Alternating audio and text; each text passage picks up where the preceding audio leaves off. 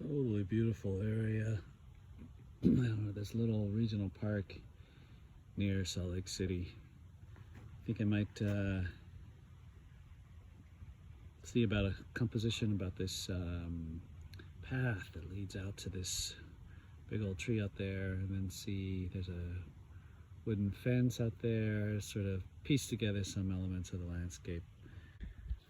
Okay, so I've got the basic composition sketched out, trying to get the darks in. Got a little bit of the sky sort of blocked in using Viridian green out of all things actually, and white. And then towards the top of it, I'll put some ultramarine blue and maybe a little cobalt blue to sort of brighten up the sky. But it's such a beautiful sky, so I'm trying to capture that a little bit. Got basically all of the panel covered, and I'm trying to resist getting all detaily, but boy, it's hard. A minute or two ago I was like, it's ruined, I'm gonna throw it out into the field. But I'm gonna still play around with it.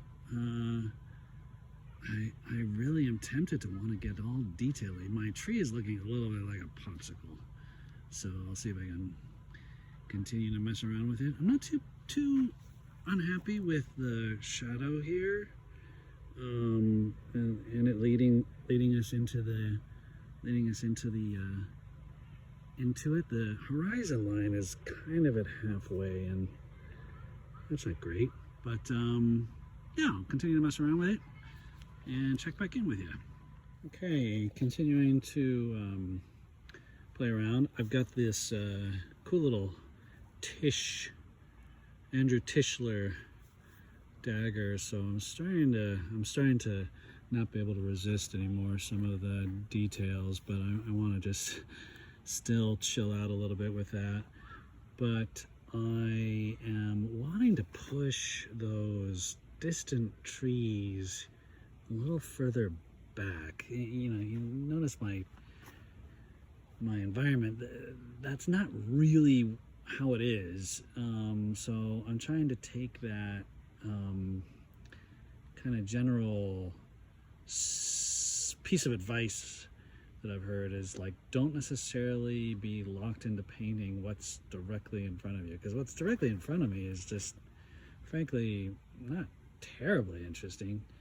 I mean, you got this cool path, a big tree, that tree which is there, that tree which is there, that path which obviously is there, this shade which is there. So I've taken some of those elements and put it in here, but those distant trees that are really in reality on the same plane as this big tree, I've brought this big tree forward.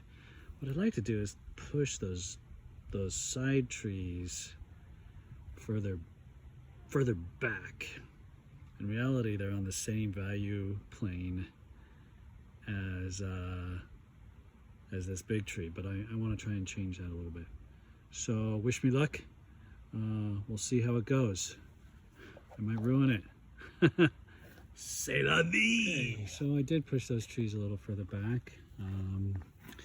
Added just a little bit of ultramarine blue with some white, with a little bit of with a little bit of raw sienna, kind of an orange, grayed it down a little bit, and I think I like that. Push those back a little bit.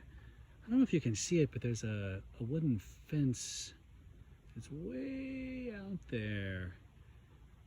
I'm a little nervous about adding that. I initially thought maybe I would just add that just right along, maybe just right along there, like there's a gate. Well, that's how it is in reality. The fence, the wooden fence is out there, and kind of the path leads to it. So maybe I would just add a little bit of that wooden fence out there, maybe coming down here from that tree, and then kind of continuing on there a little bit and disappearing.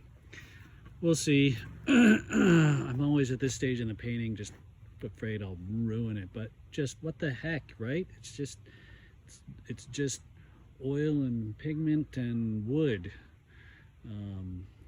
So we'll see. If you don't experiment and try things, I guess you never learn.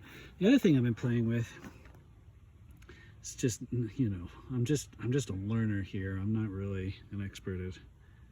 I'm not an expert or even adequate at any of this. But the thing I've learned is that, or been told on YouTube, is that if you just give a little hint of texture at the outside edges of some of these places, then it makes us think that the whole thing is textural, you know?